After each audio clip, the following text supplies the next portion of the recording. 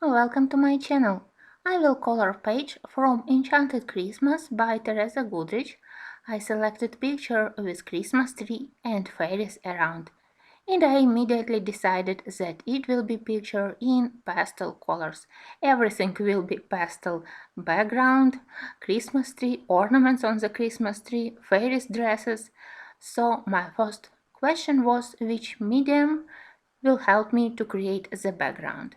Background here is relatively empty, and of course to do the whole background with pencils wasn't exactly my first choice. You know that I always try to find quicker way to do the background, and I realized that set of my Neocolor crayons has exactly those shades of blue colors which I wanted for the background. I selected three of them: periwinkle blue as the most intense, then sky blue for the central part of the page, and a very light cobalt blue. I decided also that dresses of my fairies, they will be pink and lavender. And in order to support a little bit of this lavender color somewhere in other place on this picture, I decided to leave first uncolored area above the level of the ground here, above the snow, and then I will add there a little bit of lavender to the background, to the sky. So that's why for now I will leave it white without applying their Neocolor crayons. I decided that upper part of the page and top corners will have more intense color. Then I will apply mid-tone in the central part of the page, and going down I will be using a very light, almost invisible blue. So I started to use neon colors. I hope that you will be able to see this gradient from more intense to less intense blue colors. And I applied it very lightly, almost without pressure, because I knew that this neon color, it will be just underpaint, first layer on the background, and that on top of it I will be working with pencils. If I would want to do the whole background with neocolors only, probably I would apply thicker, more intense and opaque layer of pigment, but for my purpose it was enough. So after I applied water, and for water I used my fake squirrel tiny brush from Jackson's Art, which I really love for neocolors. I waited a little bit until paper was dry. I do love this small brush because it's quite helpful when I need to color around small objects. It helps me to control pigment of neocolor. It almost never leaves visible brush strokes because it's soft and it holds average amount of water. I am able to dissolve pigment of neocolor and there is no problems with bleeding through. When paper was dry, I was ready to start the second step. I wanted to work on top of neocolors with pencils. In some of the areas I simply wanted to correct areas where I wasn't 100% happy how neocolors behaved.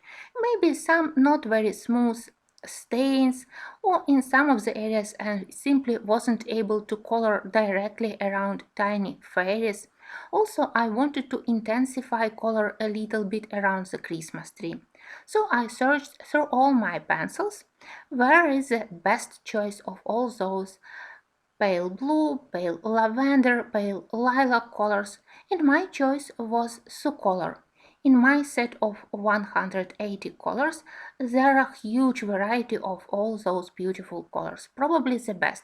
But also there are very helpful pencils in similar colors, in Mitsubishi Uno, in Starjoy, and even in color soft pencils. I usually don't like to use Prismacolors even if they also have similar colors on top of neocolors because they look a little bit grainy. I think that on top of neocolors I prefer to use slightly harder pencils. That's why Sucolor it was perfect choice. For several areas where I needed to correct my mistakes, I tried to find pencil exactly in the same shade as Neocolor crayon. In some of the areas I tried to find pencil couple of shades darker to intensify color, to make area behind the Christmas tree, for example, a little bit darker, and in such way I worked on the whole background. I think that after I applied pencils, background started to look a little bit more smooth and accurate. I still plan to work more on this background. Maybe I will draw silver snowflakes, or maybe I will just sprinkle a little bit of white acrylic paint to imitate falling snow. But this last step I will do only when I finish to color fairies and the Christmas tree. Then I will be able to decide how bright I want to have my background. So when the first layer of this background was ready and I was happy with the smoothness and color accents of the background, I was ready to color the Christmas tree.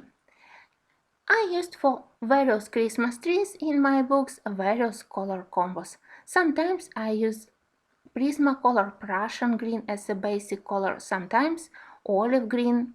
Sometimes I use polychromos, and polychromos have quite nice pine green. But today, for this pastel Christmas tree, I decided to do a new search for colors. And surprisingly, my first lightest color for the Christmas tree I found in set of Derwent color salts. For the tips of the pine tree branches, I decided to use Color Soft Gray Green. It's very interesting and quite unique color. The only similar color probably I have in Mitsubishi Uno, which is called Seacrest. Also, I decided to use another light but slightly different hue of green, and it will be Polychromos Earth Green.